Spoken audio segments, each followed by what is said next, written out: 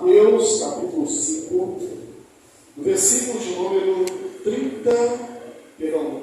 27, Mateus 5, 27 a 32. Mateus, capítulo 5, versículo 27 a 32. Eu vou ler, peço aos irmãos que acompanhem. Ouvistes o que foi dito? Não adulterarás. Eu, porém, vos digo: qualquer um que olhar para uma mulher com intenção impura no coração, já adulterou com ela. Se o teu olho direito te faz tropeçar, arranca-o e lança fora de ti. Hoje convém que se perca um dos teus membros, não seja todo o teu corpo lançado no inferno. E se tua mão direita te faz tropeçar, corta e lança fora de ti. Hoje convém que se perca um dos teus membros, e não vá todo o teu corpo para o inferno. Também foi dito: aquele que repudiar sua mulher, ele carta de divórcio. Eu, porém, vos digo: qualquer um que repudiar sua mulher, exceto em caso de relação sexual ilícita, a expõe a tornar-se adúltera, e aquele que casar com a repudiada comete adultério. Amém? Sentai-vos, irmãos. Estamos falando sobre o Sermão do Monte, o Sermão da Montanha. Começamos com as bem-aventuranças, prosseguimos com a lei, vimos que nós somos o sal da terra e a luz do mundo. Jesus, ele disse que não veio para revogar a lei, ele veio para cumprir. Enquanto tiver céus e terra, nenhum i ou tio passará da lei. Nós vimos já isso aqui. E o final do Sermão do Monte, nós vamos ver que as pessoas, as multidões, se admiravam da doutrina de Jesus, porque ele ensinava como quem tem autoridade, e não como os escribas e fariseus. Uma expressão que se repete é: eu, porém, vos digo, porque a palavra de Jesus é palavra de Deus, é o Deus encarnado, a sua palavra é uma palavra de autoridade. Mas ele diz que não revoga, ele interpreta, e ele amplia a lei, ele amplifica a lei. Aquilo que era só um ato exterior, agora é algo também interior. O que nós queremos, o que todos nós queremos, o que importa de verdade, irmãos, é o reino dos céus, é o reino de Deus, é a vida eterna, é o céu, é estar com o Pai. Isso é o que nós queremos, isso que nós almejamos. Todo o resto vai girar em torno disso. Esse é o anseio da nossa alma, estar com o Pai. Lá em Mateus, no capítulo 19, e eu vou usar esse texto de Mateus para, de certa forma, introduzir aqui esse assunto. Um jovem rico se aproxima de Jesus e pergunta: o que eu devo fazer para herdar a vida eterna? Essa é a pergunta de todo ser humano. O que eu devo fazer para herdar a vida eterna? Nos nossos dias aqui, sobe aos 70, a 80, o melhor deles é canseira, é enfado, e a Bíblia diz que tudo passa rapidamente. Nós voamos. Se você viver 120 anos, ainda assim você vai olhar para trás e vai dizer assim: parece que foi ontem, porque uma gota na eternidade é um abrir e piscar de olhos, é como a vigília da noite, é como a erva que nasce de manhã, ela viceja, floresce, está bem, mas à tarde murcha e seca. Então nós desejamos, nós ansiamos a eternidade. E Deus colocou esse desejo, a eternidade, no nosso coração. Ele pergunta: o que eu devo fazer para herdar a vida eterno. Jesus responde: guarda os mandamentos. Ele perguntou quais?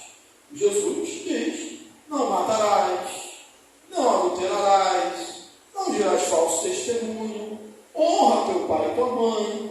Certamente deve ter falado ali os 10 mandamentos. E o jovem disse: tudo isso tenho observado desde a minha mocidade.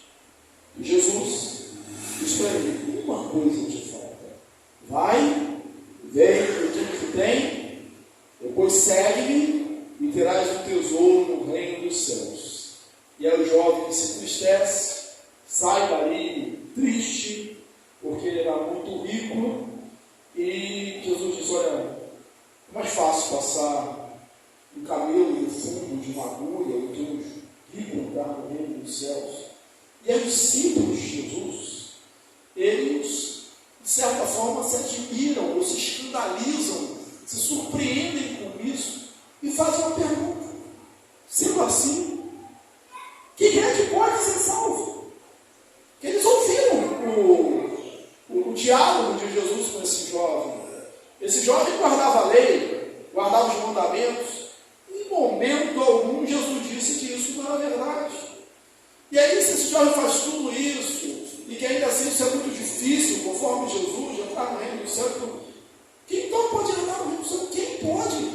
Quem pode ser salvo? E Jesus concorda com isso. Isso é impossível.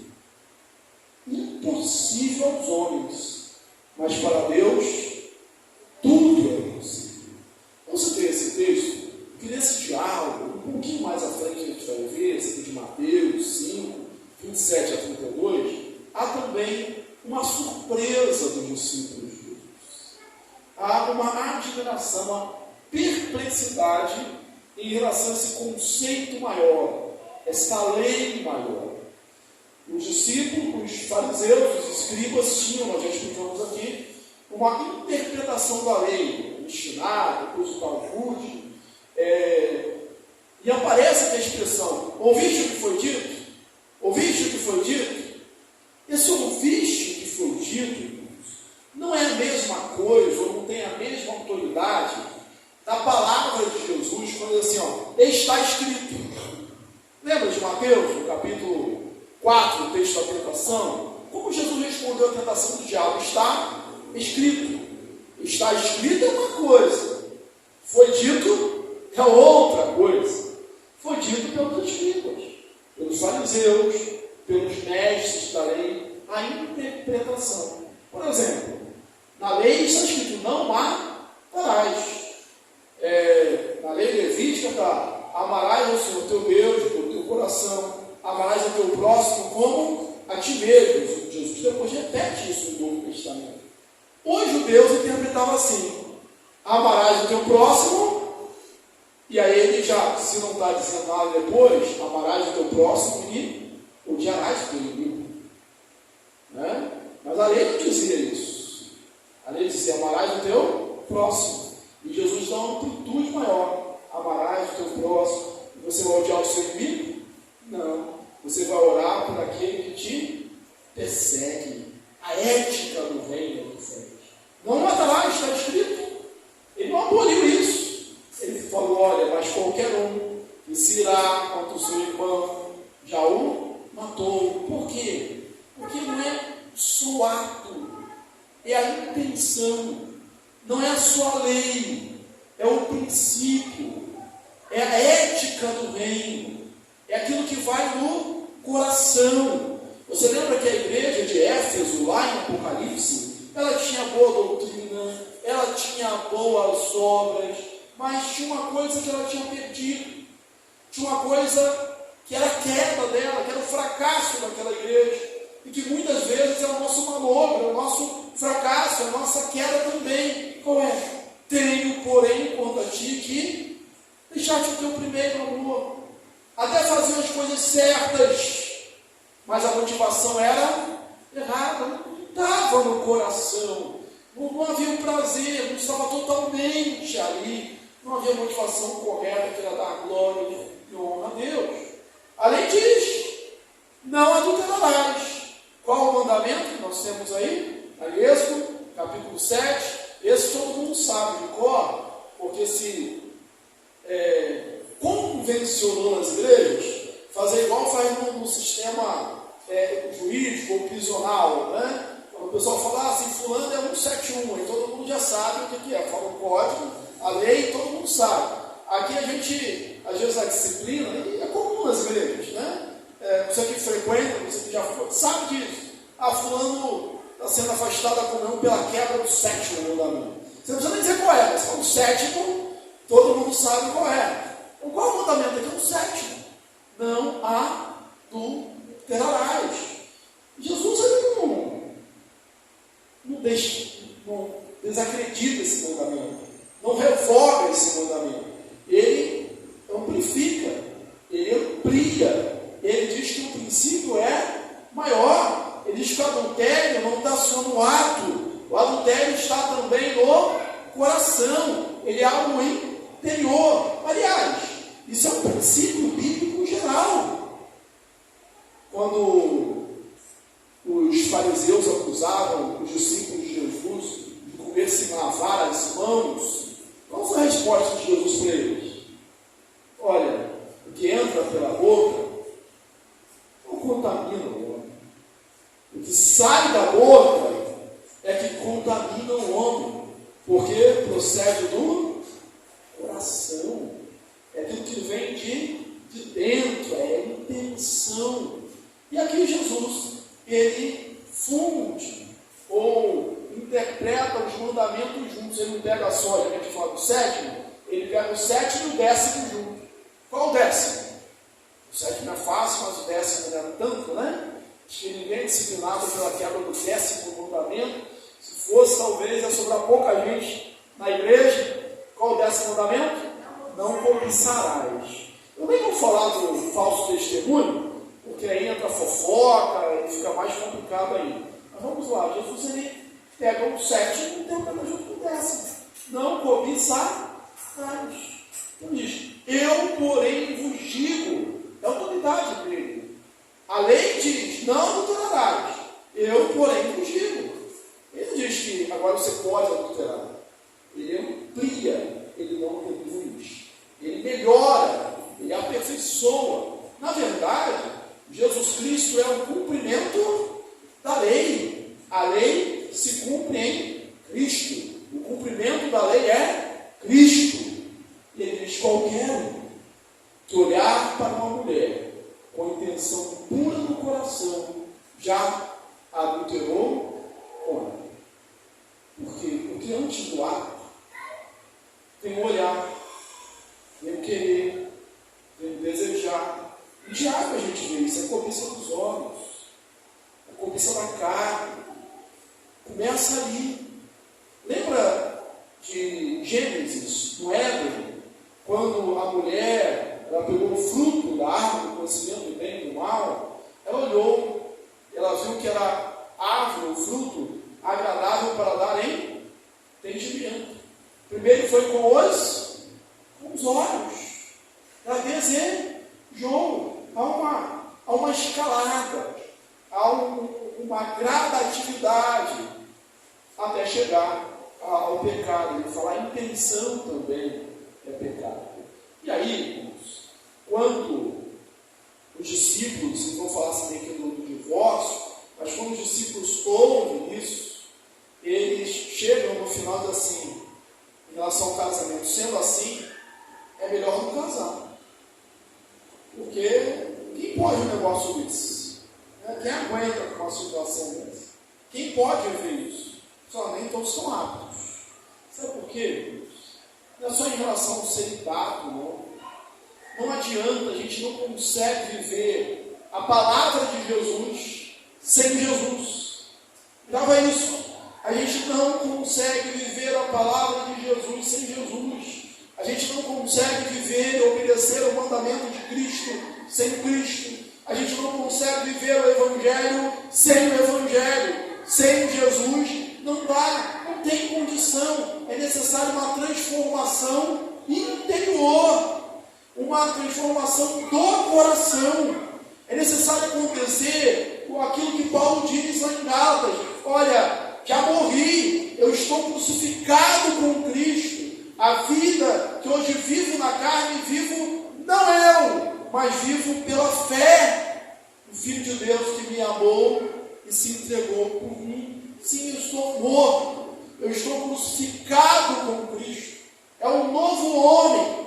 Se alguém está em Cristo, é nova criatura. As coisas antigas, velhas, já passaram. Eis que tudo se fez novo. É uma vida nova. É uma nova natureza. É um novo homem.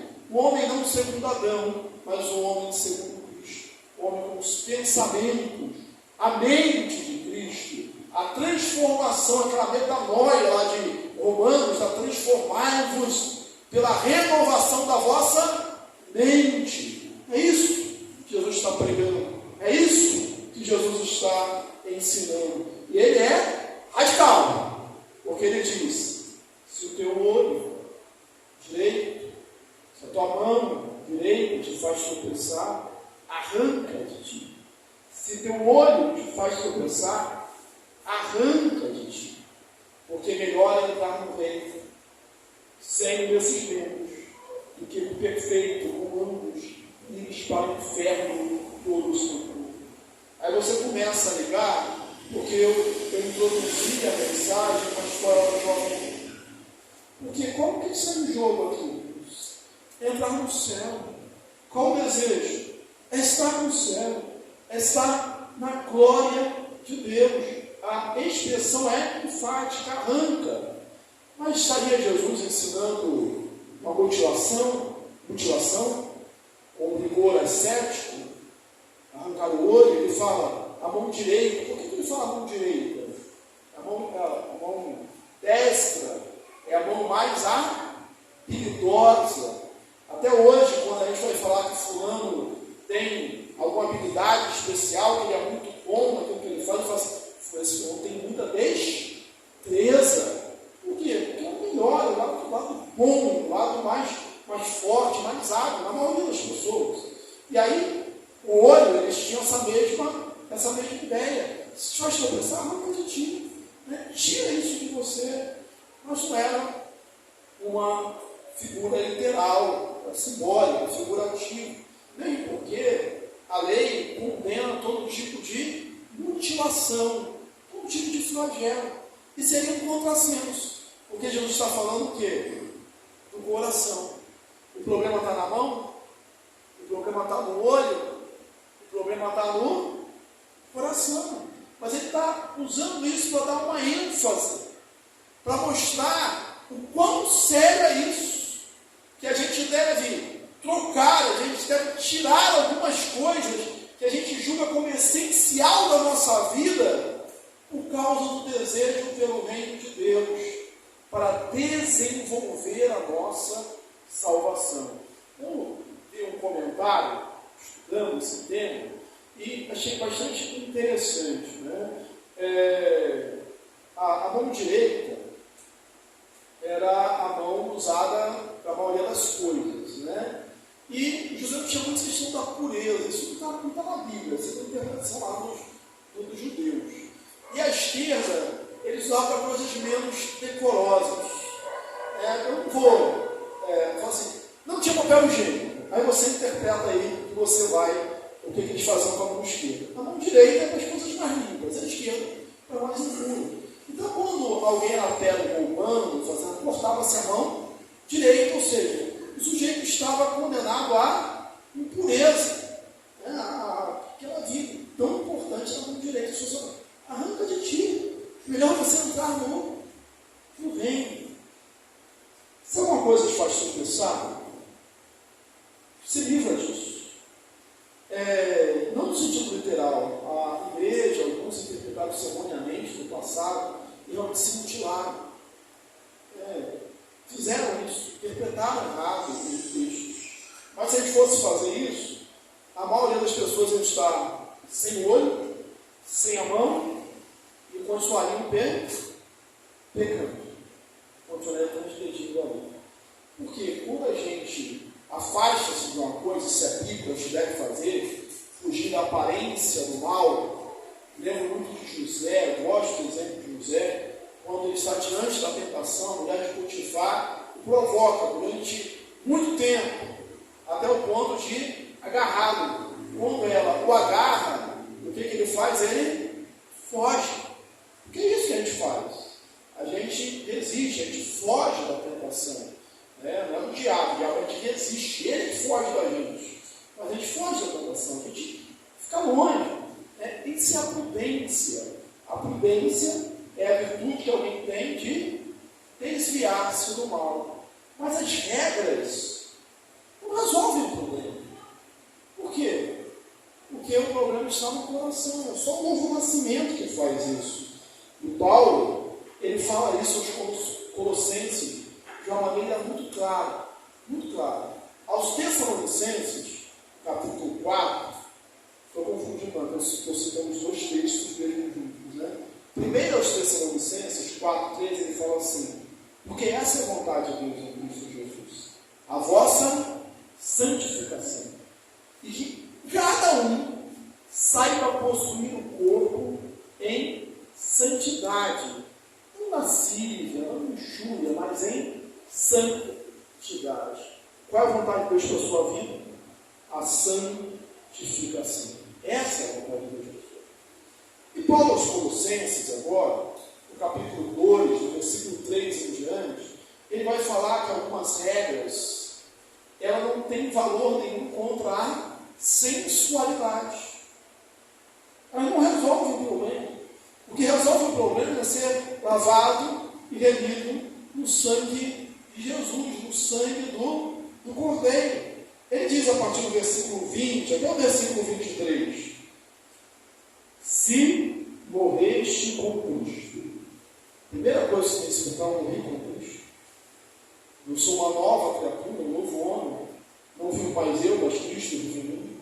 Se morreste com Cristo para os rudimentos do mundo, porque como se vivesses no mundo, vos sujeitais à ordenança. Não manuseis isto, não proveis aquilo, não toqueis aquilo outro. Isso é porque vocês estão vivendo o mesmo legalismo hipócritas dos escribas e fariseus, que têm uma porção de regras, uma porção de formalidades, mas o coração está longe de Deus. O povo de Deus, no tempo de Isaías, também fala assim: esse povo, disse Deus, me louva com os seus lábios, mas o seu coração está longe de mim. E qual é a consequência? Em vão me adora, em vão me adora. Um coração longe de Deus, tudo é vão. Quanto mais perto de Deus, lógico, mais longe do pecado. Quanto mais perto da luz, mais a gente enxerga os nossos erros, as nossas falhas, as nossas debilidades, os nossos pecados. E aí mais da luz a gente quer, porque a gente se reconhece como frágil, como aquele que precisa de Deus. Então, quanto mais perto de Deus, mais longe do pecado. Segundo os preceitos e doutrina dos homens, pois que todas essas coisas com o uso se destroem. As coisas com efeito têm aparência de sabedoria, como culto de si mesmo, e de falsa humildade, e de rigor ascético. Todavia, não tem nenhum valor contra a sensualidade. Os ascéticos, os ermitões, o movimento monástico, com todo o seu zelo, e o zelo, repito, é sempre bom, mas às vezes ele vai na direção errada. O que fizeram os ermitões? Os monges? Eu vou sair do mundo. Os ermitões procuravam um lugar deserto. Gente que viveu, se eu não me falo a memória, Santo Antônio, durante 35 anos numa caverna. E não deixou de ser tentado, não deixou de pecar. Por quê? Porque essas coisas não têm valor contra a sensualidade. Os ascetas que flagelavam o seu corpo e viviam em jejuns tempo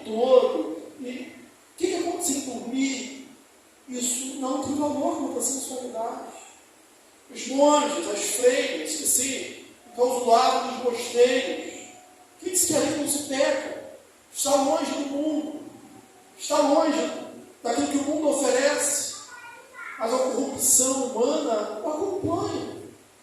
A única coisa que adianta é ser lavado e remido no sangue de Jesus. Aí Jesus, ele prossegue, e ele vai falar de outra coisa aqui, além do adultério, uma coisa, está ligada, lógico. Ele vai falar do casamento, ele vai falar do divórcio, e ele diz assim: também foi dito, aquele que repudiar sua mulher tem carta de divórcio, eu, porém, vos digo, qualquer um que repudiar sua mulher, exceto em caso de relações sexuais ilícitas, a expõe a tornar-se adúltera. E aquele que casar com a repudiada, comete adultério. Depois, lá no capítulo 19, desse mesmo livro, de Mateus, Jesus vai explicar, vai entrar nessa ética de uma maneira mais profunda, quando é questionado, quando os discípulos perguntam, os fariseus perguntam, então por que Moisés mandou dar carta de divórcio? Uma coisa é uma ordem, outra coisa é uma concessão. Ele não mandou, ele consentiu. E aí Jesus respondeu: sabe por quê? Ele permitiu dar carta de divórcio por causa da dureza dos vossos corações. Mas não foi assim desde o princípio. Por que a gente ouviu desde o princípio? Foi que Deus criou homem e mulher. A gente falou isso aqui hoje na escola dominical, na mensagem sobre pré-catecismo.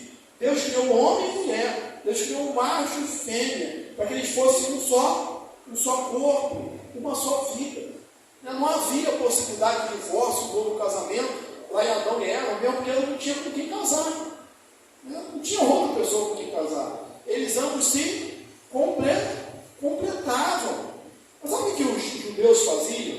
O que os escribas faziam? Eles citavam o texto de Deuteronômios, no capítulo de número 24, no versículo 1. E citava isso com uma constância. Jesus, ele não condena o texto, ele condena a interpretação que os judeus davam a seu próprio benefício, ao seu bel prazer, para tirar as suas vantagens. E o texto diz exatamente assim, Deuteronômios 24: se um homem tomar uma mulher e se casar com ela, e se ela não for agradável aos seus olhos, por ter achado nela coisa indecente, e se lhe lavar um termo de divórcio, e lhe der na mão, e a despedir de casa, e se saindo ela de sua casa for e se casar com outro homem, e se este aborrecer, e lavrar termo de divórcio, e lhe der na mão, e despedir da casa, ou se este último homem que a tomou para si, com mulher que irá morrer, então seu primeiro marido que a despediu não poderá tomar e desposá-la como para sua mulher, depois que foi contaminado, pois é abominação perante o Senhor. Assim não farás pecar a terra. O Senhor teu Deus te dá, que o Senhor teu Deus te dá por herança. Aí você imagina, por esse primeiro versículo, a ética do versículo é o seguinte: a moral do versículo é uma possibilidade. Se achar uma coisa indecente, e essa mulher pode casar-se. Só que é uma dificuldade no divórcio. Por quê? Depois esse homem que liberou essa mulher, ele não podia casar de novo com ela. Me arrependi, vou casar de novo. Então pense 2 vezes, pense 3 vezes, né? Antes de despedir, antes de aborrecer, antes de dar a carta de divórcio. Agora você imagine o que os judeus interpretavam quando isso aqui, que não foi agradável aos olhos. Qualquer coisa. Queimou a comida, não serve mais. Falou mal da sogra, não serve mais. Achei uma mais bonita na rua, não serve mais. E aí Jesus disse: não, uma coisa indecente. Ele diz: por causa de uma relação sexual ilícita, por causa do adultério. Mas eles estavam fazendo isso por qualquer motivo. E aí, quando Jesus disse, lá no capítulo 19, ele fala do casamento, da questão do divórcio, capítulo 19, versículo 3 em diante, vieram a ele alguns fariseus que os experimentavam, perguntando. Bom lembrar que o interesse dos fariseus não era aprender, era colocar Jesus em situação difícil. E o experimentava. Havia, a nível histórico, conhecimento histórico, duas escolas de interpretação dos judeus. Era a escola ligada a Shammai e a escola do rabino, que era Hillel. A escola de Shammai era uma escola mais estrita. Interpretava esse texto assim: é só em caso de relação sexual lícita. A escola de Hillel é uma escola mais liberal, qualquer motivo. E aí você adivinha qual era a escola que tinha mais gente? Adivinha. Acho que a maioria adivinhou a mesma coisa. E aí quando eles tocam nesse assunto aqui, ele na verdade quer mais uma vez dividir ali, colocar Jesus em situação difícil com um dos dois grupos. E Jesus não simplesmente responde, ele mostra a história, ele mostra a lei, ele mostra a Bíblia, ele mostra o que Deus fez. Diz assim, a pergunta deles é lícito o marido repudiar sua mulher por qualquer motivo? Já estão pegando a escola de Hillel, né?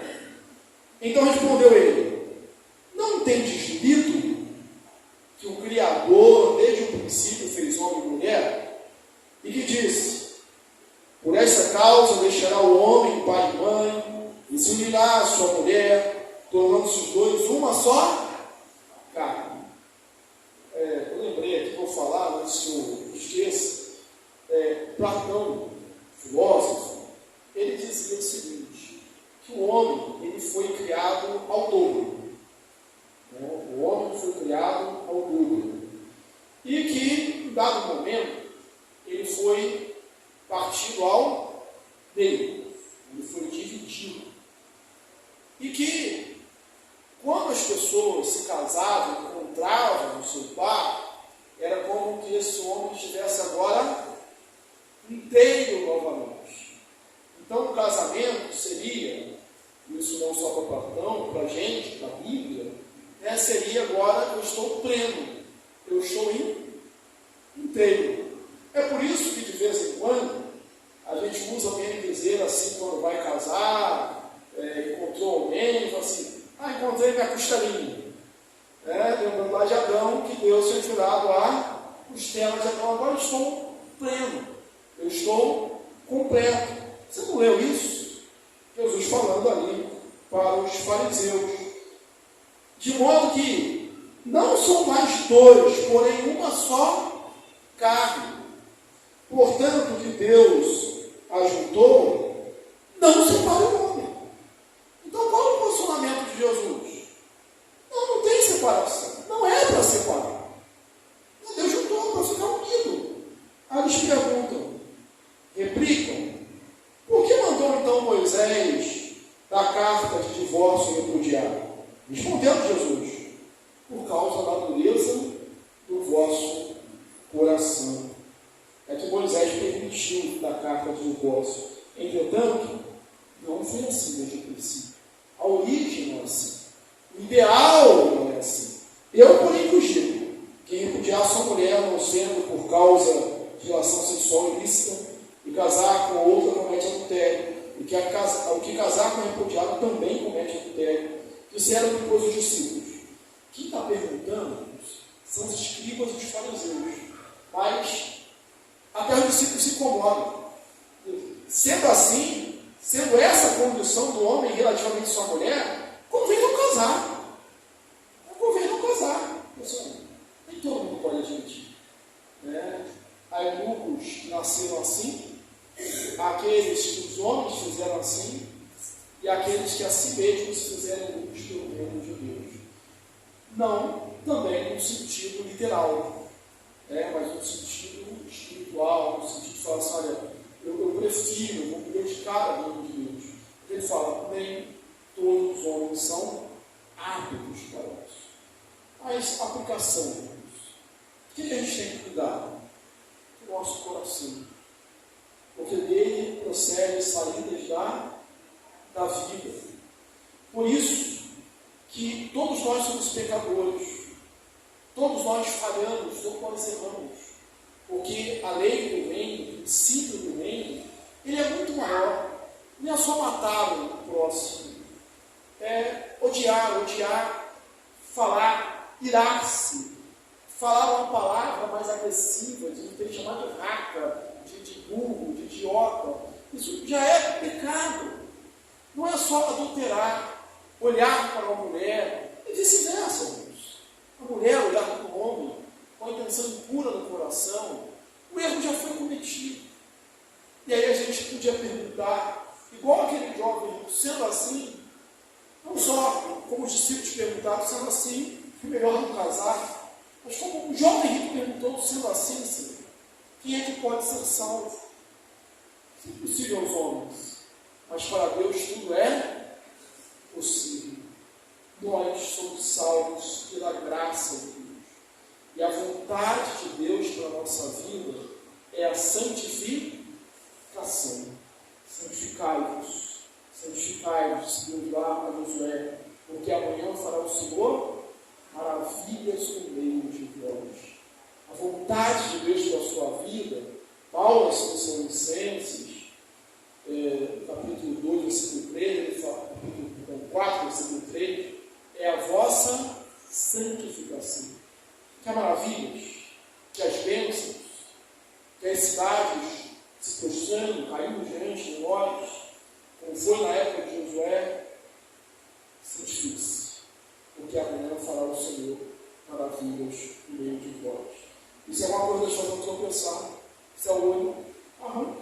Não precisa arrancar fisicamente, não é isso. Você viu pecado, você continua pecando. Mas para de olhar, né? Olha para o outro lado. Olha para outra direção. Encha o coração de coisas boas, de coisas santas, de coisas de Deus. Encha-se, transborde do Espírito Santo. Não dê lugar à carne, não dê lugar à tentação. A sua mão em apurações, não vá por ali. Mude o caminho. Não só nessa área, mas em todas as áreas. Todos nós sabemos onde está a nossa fraqueza. Não devemos ficar com o pecado, mas viver uma vida com o Senhor. E dizer, Senhor, faz um novo coração. Senhor, faz-me desejar as coisas dos céus. Faz mais fiel, porque afinal de contas, estamos em Cristo. E se estamos em Cristo, morremos para o mundo.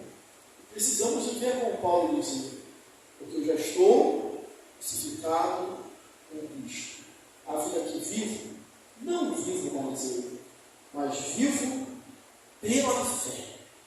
Pela fé do Filho de Deus que me amou e assim mesmo se entregou por mim. Amém. Que Deus nos abençoe. Vamos estar de pé, vamos orar ao Senhor. Você que conhece bem a sua vida,